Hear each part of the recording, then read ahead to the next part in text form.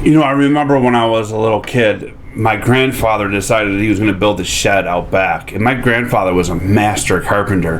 And he asked me to help him. And I was just absolutely thrilled with the prospect of helping my grandfather build anything.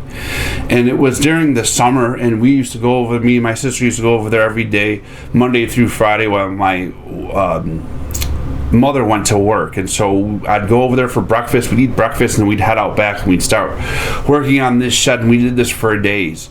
And one day he couldn't build the shed. He couldn't work on the shed because he had to go to a bunch of different appointments. He had doctor's appointments and stuff he had to attend. So it was going to be a day off, he called it. Well, as I'm eating breakfast and he's getting ready to leave for his appointments for the day, I decide, here's what I'm going to do. I'm going to go out back and I am going to build the shed by myself. I'm going to do this on my own and impress my grandfather and do it for my grandfather and impress my grandfather as a result. And I remember going out back and I just got so overwhelmed and so frustrated at what little bit I was able to accomplish on my own. I came in with my head hung and I was just so broken. And my grandmother, being wise, she took me aside and asked me what was going on, and I explained it to her, and she said, "Oh, honey, he doesn't want you to build the shed for him.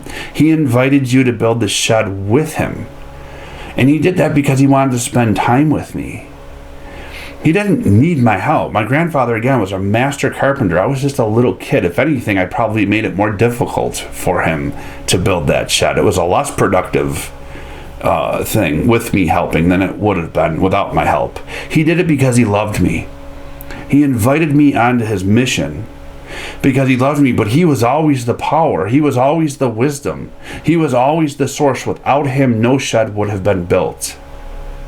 And as we saw here in Mark chapter 9, verses 14 through 32 on Sunday, the disciples failed.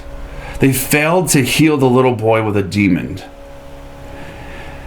And they asked why. Why did we fail? Well, Jesus had pointed to lack of faith and lack of prayer.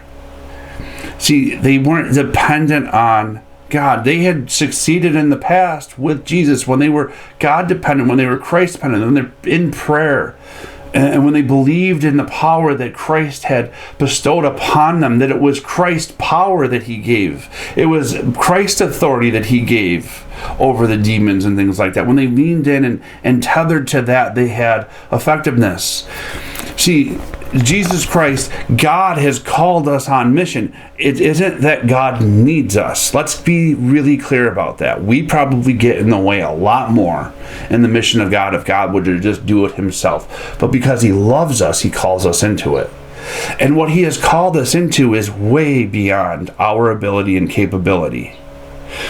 Again, we want to be as capable and able and as talented as we possibly can to be a sharp instrument at his disposal, but it isn't about our abilities and our capabilities and our knowledge. Those things will fail utterly every single time. Here's the big idea of that. What we do for God, we must do with God. What we do for God, we must do with God. And so think about your life. Think about the frustrations you've had in ministry. Think about the frustrations you might have had in church and getting involved. Think about the frustrations you might have had in trying to evangelize to your neighbors or your loved ones. And maybe you've been so frustrated, you've stopped. You've stopped even trying to evangelize to people about you. Know this, that God has called you to evangelize to your neighbor and to the people about your friends and your family. But it's too big of a calling for you to do on your own. God could easily bring them to belief without you.